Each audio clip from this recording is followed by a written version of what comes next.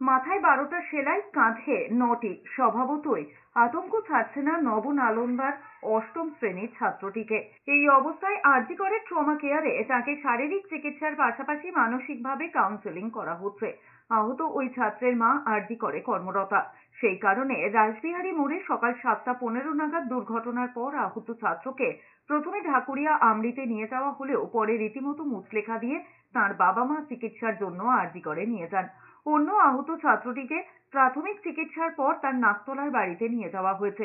এই অবস্থায় প্রাথমিকভাবে স্কুল কর্তৃপক্ষ জানিয়েছে, ছাত্ররা স্কুল ভবনের জানলা জোর করে খুলতে গেলেও কাঁচ ভেঙে পড়ে বলে প্রথমে দাবি করলেও পরে অভিভাবকদের বিক্ষোভের জেরে কার্যত পিছু হটেছে।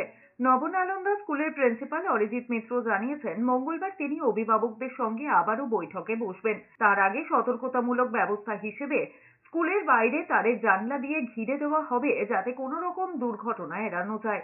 অন্যদিকে অভিভাবকদের তরফে অভিযোগ, তাঁদের কাছ থেকে নিয়মিত অ্যাম্বুলেন্স ফি নেওয়া হলেও দুর্ঘটনার পর স্কুল চত্বরে কোনো অ্যাম্বুলেন্স দেখা যায়নি। সব মিলিয়ে উত্তেজনা সৃষ্টি হয়েছে নবনালন্দার ঘটনাকে কেন্দ্র করে। আর এরপরে ঘটনার তদন্তে নেমেছে রাজ্য শিশু সুরক্ষা কমিশন।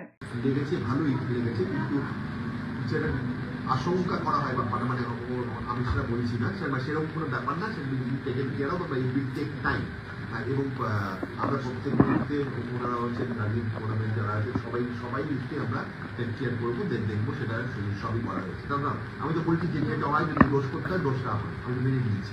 আপনার কথাবার্তা শুনেছেন, প্যারেন্টস টিচার মিটিং হোক, সেলিব্রেশন হোক, হাইজিন হোক, তাদের সাথে আমরা কথা বললাম, আলোচনা করলাম এবং ওনাকে গার্জিয়ান ফোরাম থেকে ওনাকে বললাম যে আগামী একটা দিন বুক করা হোক আমাদের তরফ থেকে এবং আপনাদের তরফ থেকে, যেদিন ছুটি থাকবে সেই দিন যাতে পড়াশোনার কোনো ব্যাঘাত না ঘটে, সেই দিন আমরা বসতে চাই আপনার সাথে। এবং আরও যারা গার্জিয়ানরা এখন নেই তারাও স্বতঃস্ফূর্ত হয়ে তাদের অভিযোগটা জানান, আপনারাও তাদেরকে স্যাটিসফাই করার চেষ্টা করুন।